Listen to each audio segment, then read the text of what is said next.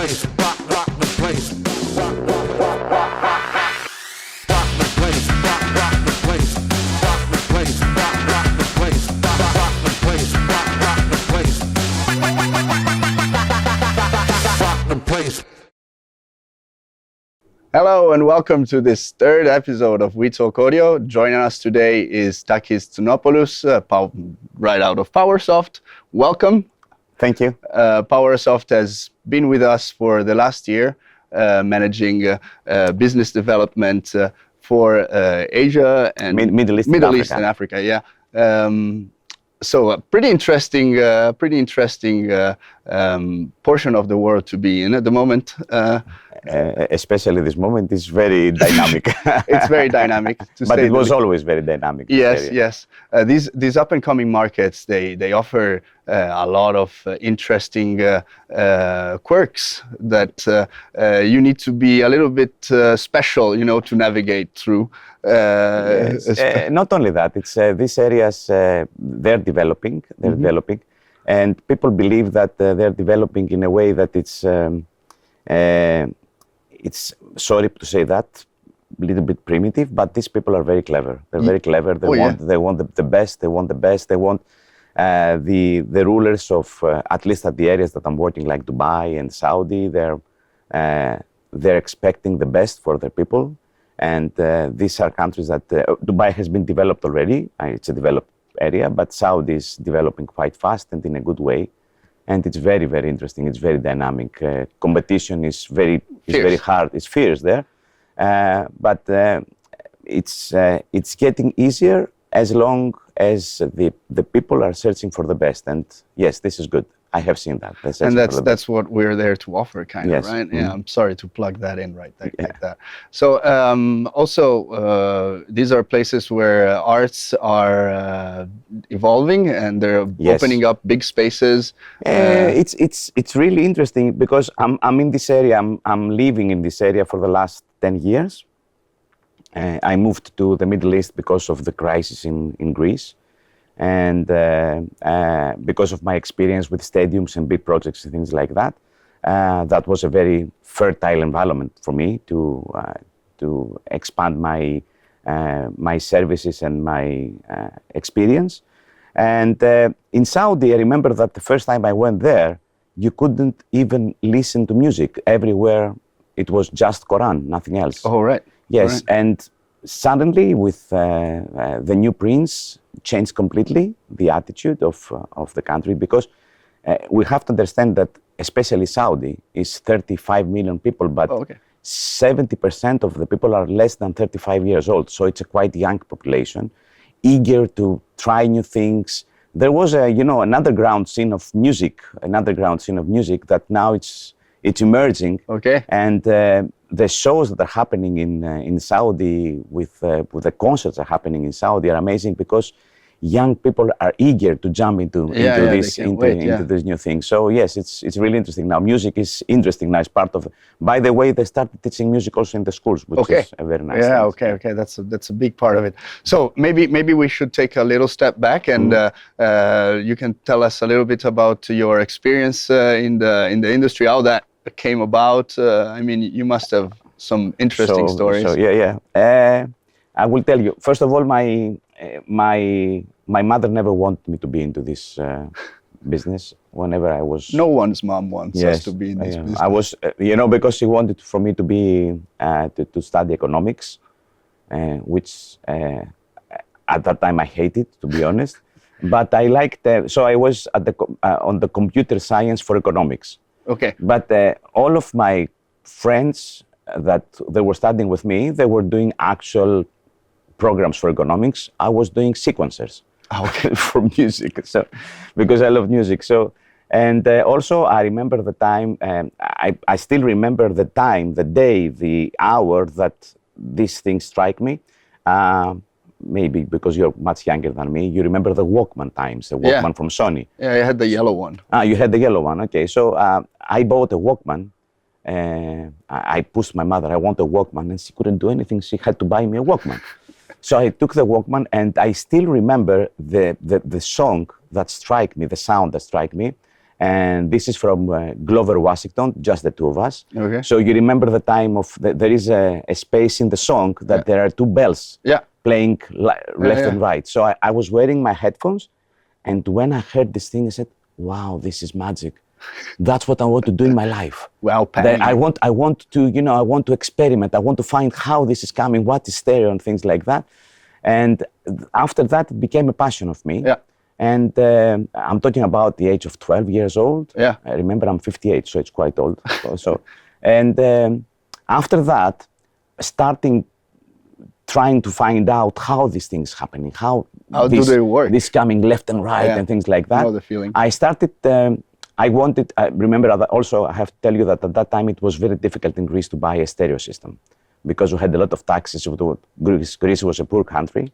So the only way to have a stereo system is to build something by your own, because they were taxing the speaker if it was coming ready, but they were not taxing the spare parts, drivers. the drivers. Right, yeah. So there was a shop that was selling drivers in the center of Athens, and I was going after school every day, trying to find information how to build a pair of speakers. Okay. I believe that these guys, after some days, they will say, "Oh my God, this crazy guy is coming in." So I started. I built my first speaker set, and they were very good, to be honest. And friends of mine heard them and said, "Daddy," they were going to their father. Said, "Daddy, this guy is building a very nice speaker. It's powerful." So their daddies were coming at home to listen to the speaker. Said, "Can you build for me?" So I started building speakers at the age of 14. There you go. And I was making money, yes. And because I wanted to evaluate. So for me, sound after that became a passion. It's because it's not about it.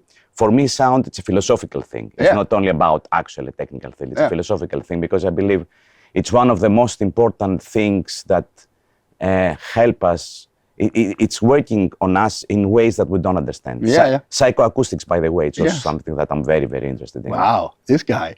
I think we're going to be very good friends. Yes. So I have a similar experience in my life, and definitely one of the things that struck me the most was taking stuff apart and putting it back together and trying to understand what was going on back then. And as you said, there weren't that many resources available for us to just go and dig and learn.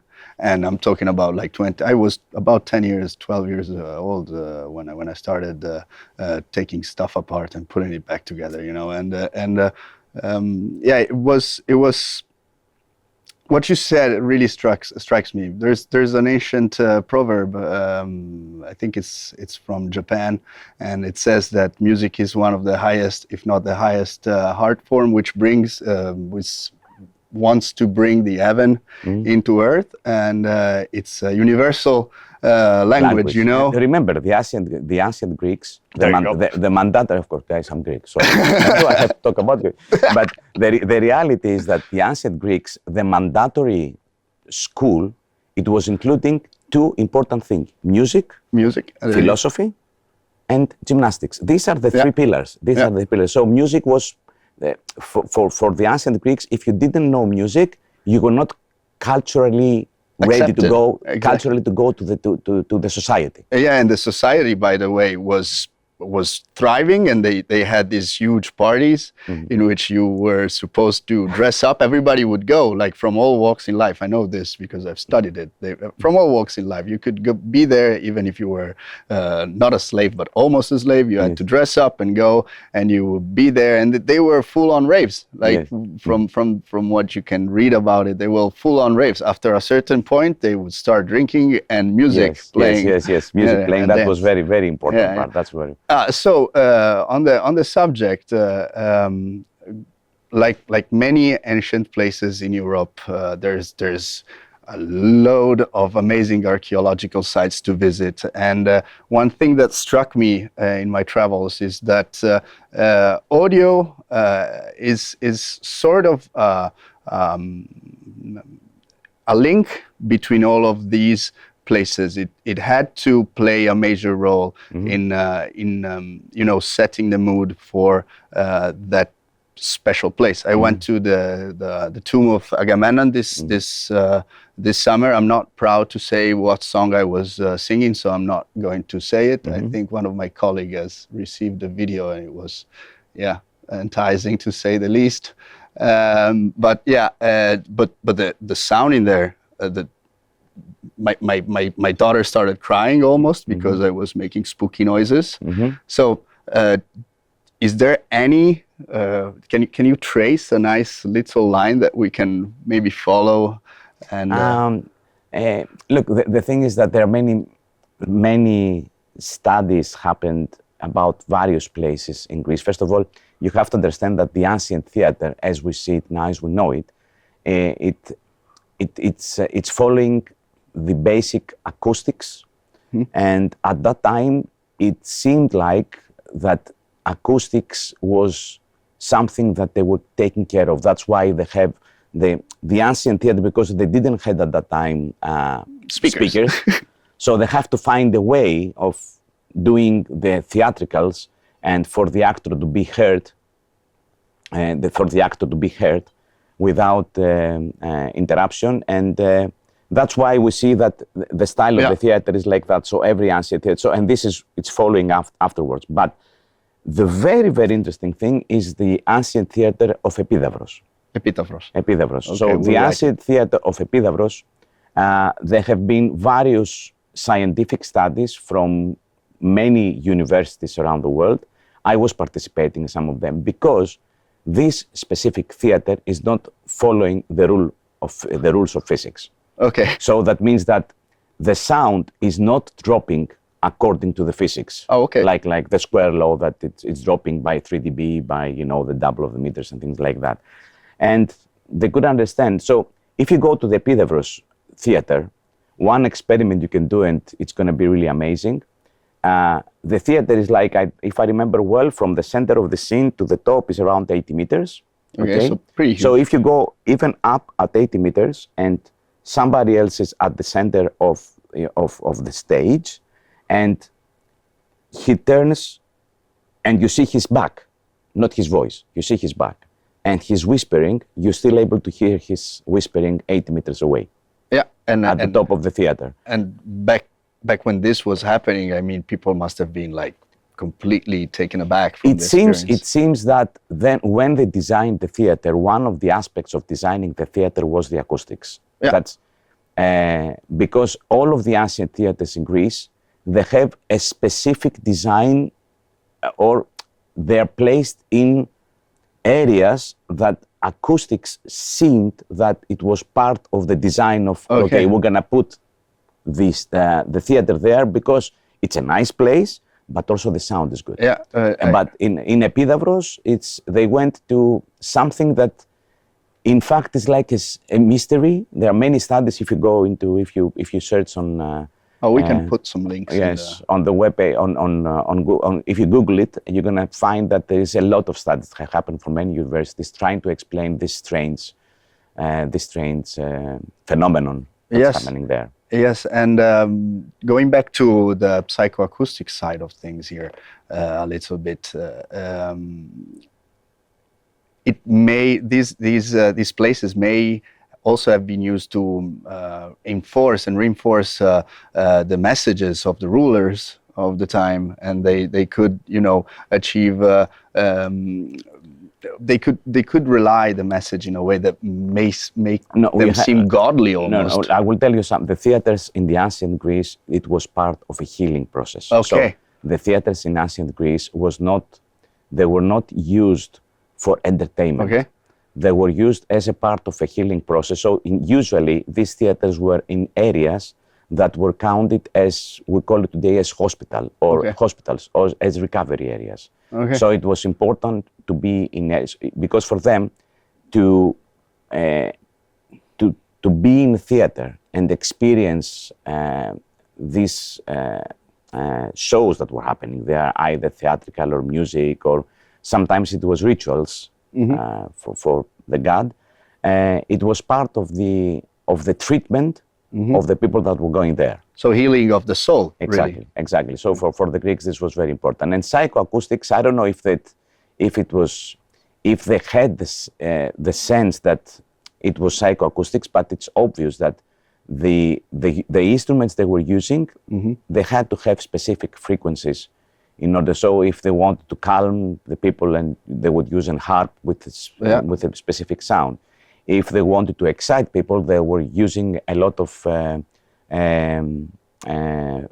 flute instruments, like wind instruments that had a very, very hard sound, because there were rituals that people were dancing like crazy, because it was part of the you're getting an ecstatic sound. Exactly. So they needed another sound. Also, they were using different kind of drums. Yeah, of course.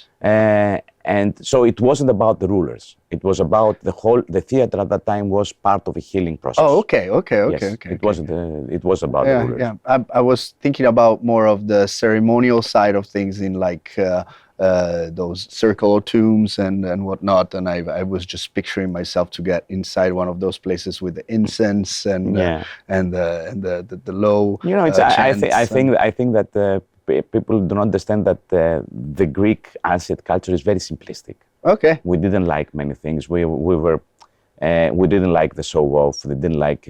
You would see even the rich people. They were not showing off that they're rich people. We didn't like this kind of things, and that's why the theaters are very simplistic. All right. That's what they changed afterwards. Though. They're still gorgeous. Yeah. All right. Let's get back to nowadays now. And what were in your career some of the most important projects? These don't need to be like the hugest ones, but the ones that you were, when you look back, you go like, oh, that was a pivotal moment in my career when I did that stadium or that. Look, the most important time of my life, because I was feeling that I was doing something that was helping the society, it was my involvement in the Olympic Games of Greece. Oh, okay. That was involved in 18 out of the 24 Olympic stadiums that happened there. And the reason that was important for me, it wasn't about the project itself. It's because I was part of a moment that all the Greeks, we were very proud that we were doing this, and the Olympics were coming back to where they started from. Yeah. And so that was a very important. I remember that after we finished the projects and I started going to the actual games with my kids, it's really something to connect yourself, and you see all these projects, and you said, okay, I have put my hand on that, and it was really amazing, and be proud in front of my kids. Yes, that's something. That was 2000, right? 2004. 2004. And also the opening and closing ceremony that was in Olympia, right? Yeah, no, the opening and closing ceremony in Athens in the Olympic Games, because I still believe that it's maybe the best opening and closing ceremony that happened. Yeah, it was great. That's also a very nice thing. And also, one very important thing that happened in my life is that I was involved in Dubai, in the audio system for the Coca-Cola Arena. Okay. And the reason that this was important for me, because that was the first arena in the region. Okay. And it was the clear message that the region is changing. So we built an arena for modern concerts, so artists can come in. Goldplay was the first band that opened the Coca-Cola Arena. So this I can say that, and as a sound engineer also, when I had some shows I did in Herodium, the ancient theater in Athens, Herodium Ancient Theater. Mm-hmm. I was doing some shows as a sound engineer for Stamatis Panoudakis. He's a very famous Greek artist, and yes, that's when you sound engineering in these places, you feel it. You feel it. The energy is completely different. Yes, it's completely different. Yes. So you just mentioned audio engineering, which is a good segue into our little segment, the Spaghetti Challenge, which is now at the 3rd edition. So the game here is simple. Okay. You just have to beat Lou Manarino, really. Here it's at 11 seconds. There you go. I don't know when was this last set, so I'll let you You can untangle it all the way without. These are the rules. I make the rules, by the way. So. Okay, okay. So there you go. Whenever you're ready, we're going to time you. For what? Just coil it back, and your name will be on the board. You mean call it back? Yeah. Okay. The name will be on the board. Okay. You're So I aiming have to for stand less up, than guys, in order yes, to right? yes, There's yes. no other yes. way. You're aiming for less than 11 seconds. We've already seen two very different techniques. And So coiling it in. And sorry, this should be at the end because otherwise. yeah, there you go. You can set it however you want. We can even remove it if Yes. you want. We got time. Okay, so. Okay. There you go. Whenever you're ready. 1, 2, 3, go. I think we're gonna have to compress that go a lot. These are different technique altogether. This is the one I use.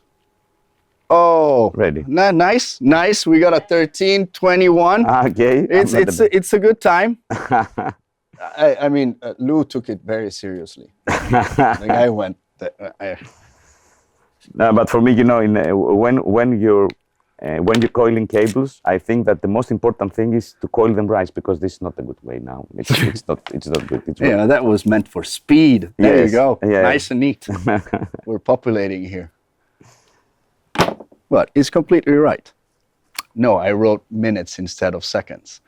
And on that note, it was great to be with you today, Takis. Thank My you very pleasure. much Thank you for very- joining us. Thank you very much. And we'll see you all at the next episode.